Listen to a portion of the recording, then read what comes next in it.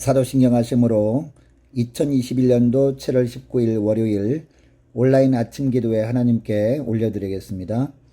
전능하사 천지를 만드신 하나님 아버지를 내가 믿사오며 그 외아들 우리 주 예수 그리스도를 믿사오니 이는 성령으로 잉태하사 동정녀 마리아에게 나시고 본디오 빌라도에게 고난을 받으사 십자가에 못 박혀 죽으시고 장사한 지 사흘 만에 죽은 자 가운데서 다시 살아나시며 하늘에 오르사 전능하신 하나님 우편에 앉아 계시다가 저리로서 산자와 죽은 자를 심판하러 오시리라. 성령을 믿사오며 거룩한 공회와 성도가 서로 교통하는 것과 죄를 사하여 주시는 것과 몸이 다시 사는 것과 영원히 사는 것을 믿사옵나이다. 아멘. 찬송가 423장 찬송하시겠습니다.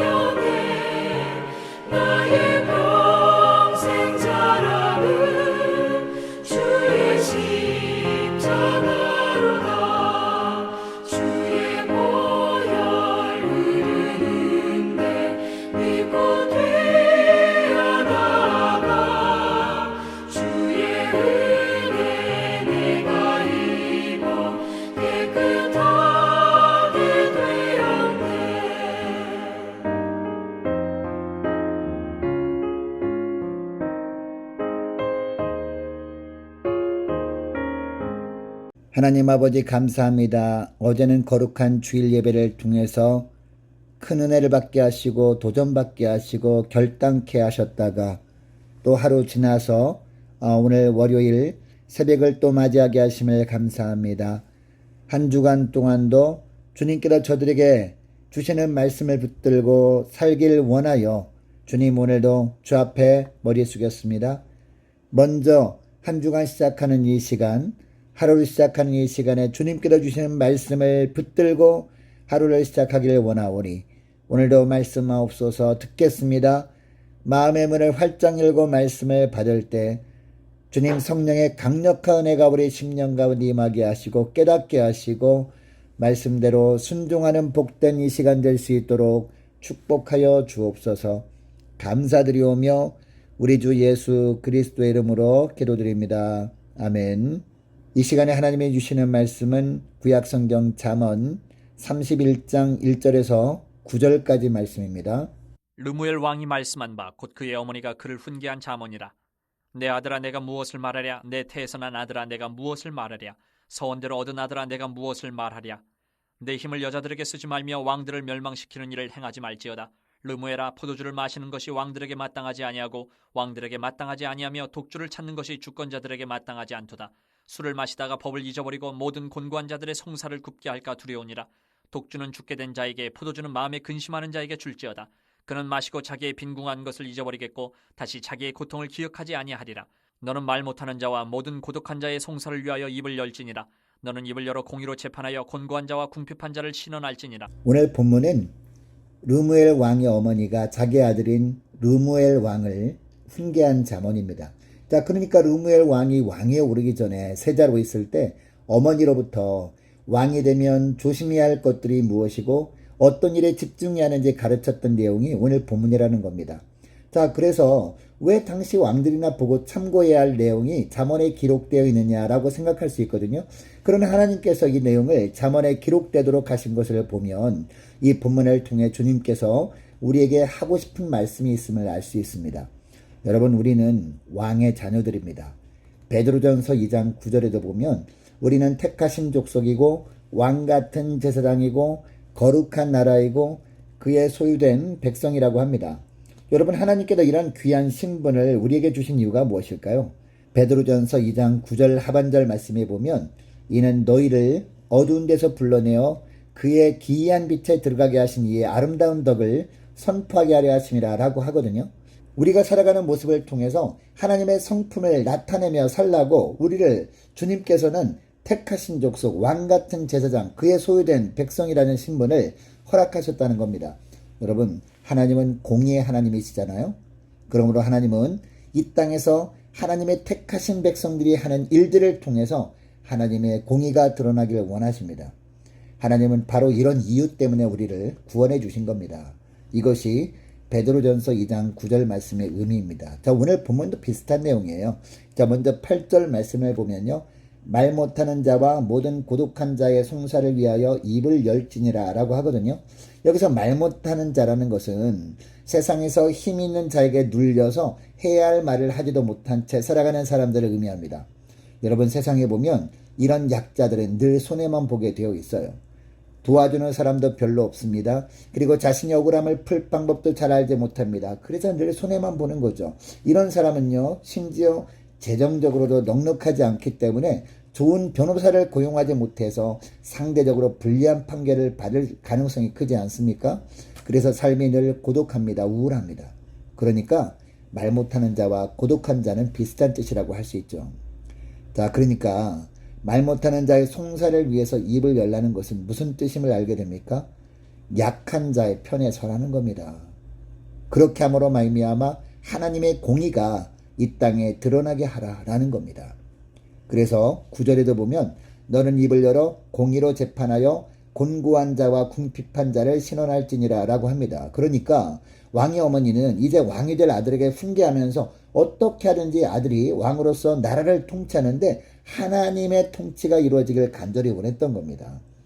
여러분, 하나님은 우리를 바라보시면서 이것을 간절하게 원하고 계십니다. 그래서 오늘 본문이 르무엘 왕의 어머니의 잠언이지만 성경에 포함되게 한 겁니다. 여러분, 오늘 하루 그리고 오늘부터 살아가는 일주일 동안 무슨 일을 하든지 그 일들을 약자의 편에서 정의롭게 그리고 공평하게 행함으로 말미암아 하나님의 공의를 드러내는 복된 한 주간 되시는 저와 여러분의 삶이 되기를 축복합니다.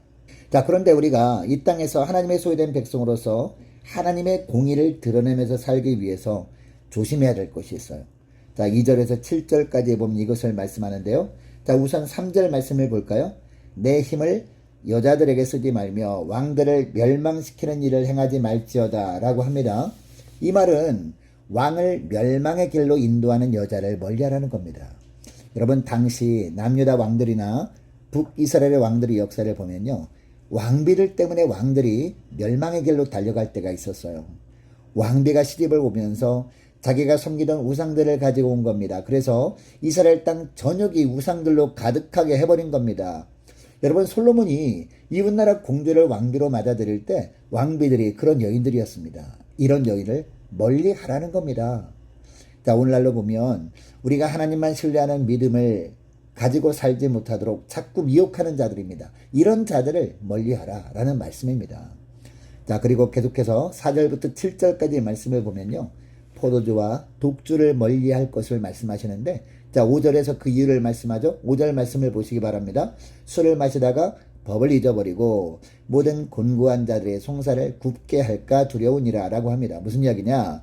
우리 몸 안에 알코올 성분이 들어가면 바른 판단을 할 수 없게 된다는 겁니다. 술에 취하게 되면 하나님의 말씀을 생각하지 못함으로 말미암아 공평한 판결을 할 수 없게 된다는 겁니다. 오히려 약자들에게 불리한 판결을 내림으로 말미암아 악인들의 이득을 보게 되게 할 수 있다는 겁니다.